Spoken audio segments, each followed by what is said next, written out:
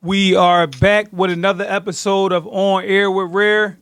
But y'all already know before we get into this, I need everybody who watching this to follow us on Instagram and subscribe to our YouTube at Rare Footage Sports, and also keep up with the latest updates with the number one source for sports on X at Rare Footage News. Today we got a special guest, brings 30 years of experience coaching, coached over 1,000 Division I athletes and 12 McDonald's All-Americans. He was recognized as one of the 50 most impactful assistant coaches in the country back-to-back years. He also served as a WBCA on-court presenter at the Final Four 2 straight seasons, solidifying his reputation as a top-tier coach. With no further ado, Georgia Tech's assistant, Chris Meadows Sr. Chris, what's going on, Coach? Sean, I'm good, man. I appreciate you having me today. And, man, I don't know where you found all that information at, man, but I guess I'll take it if they say it's true. Oh, man, Coach, talk to me, man. What's going on? How are you? What's the weather like in Atlanta? Oh, man, it's beautiful right now. I'm sitting here. It is bright. It's sunny. Today's high is going to be about 85 degrees, man. You can't beat this in September. It's a beautiful day. Oh, man, absolutely not, man. Beautiful weather in Georgia. Before we get into the meat and potatoes of today, you played ball yourself in what many call the golden era of basketball at St. Bonnie's. What was it like playing in the A-10 when the A-10 was the A-10? And were there any, like, notable players or notable NBA players that you and your team faced while you were there? Oh, man, it was a lot of fun. The conference was extremely deep. I think my junior year, I think we had 7 teams from our conference make the NCAA tournament.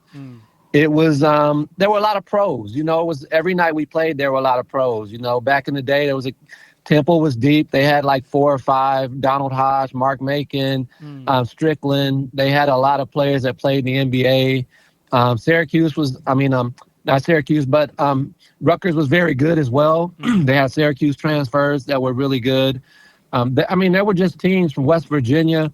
It was deep. Every single night, you had to face guys who were going to be playing in the league, and you had to make sure that mentally you were ready to go. So, and that's what I would want as a player, and hopefully players today will want that as well. It was competition. You couldn't run from it.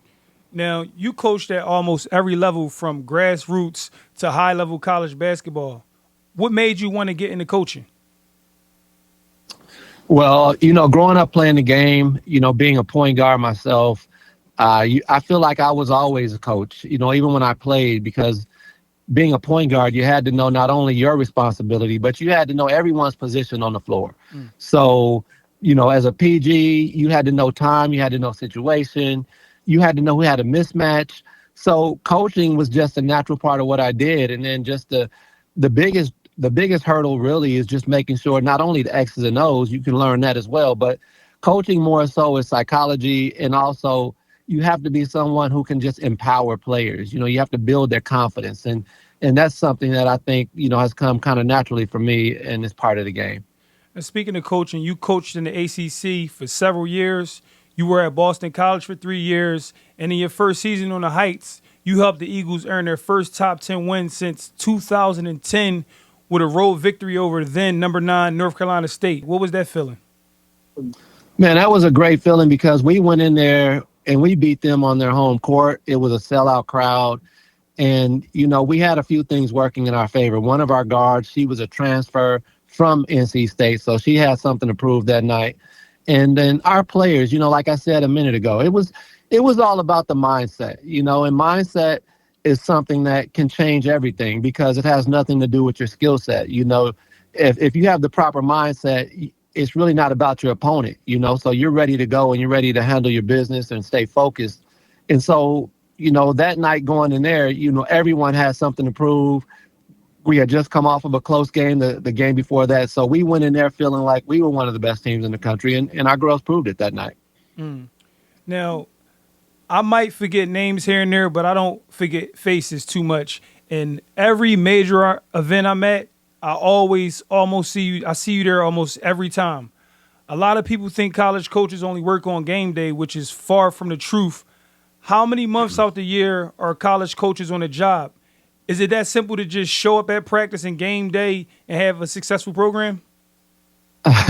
Well, as they say, the separation is in the preparation, right? And then failing to prepare is preparing to fail. So um, there can never be anything that's further from the truth. We work pretty much 12 months a year.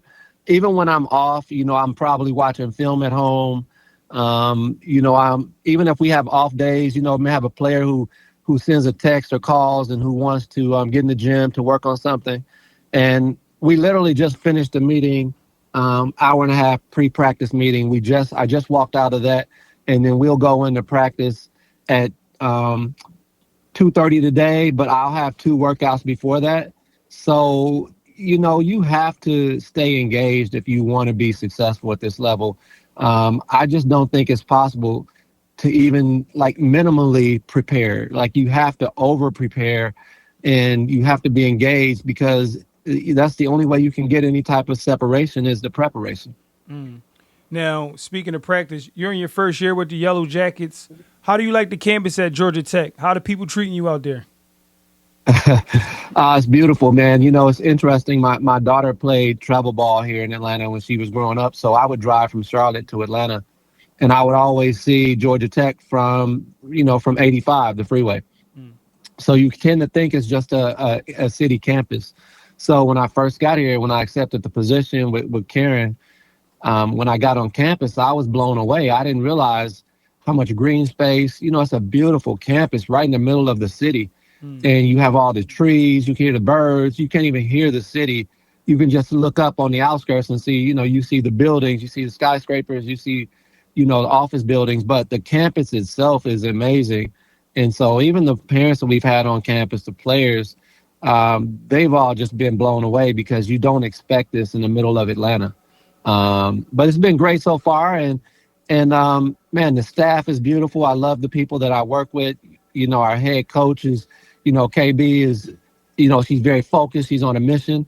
And, we just have a good environment here. And I'm really enjoying it to this point.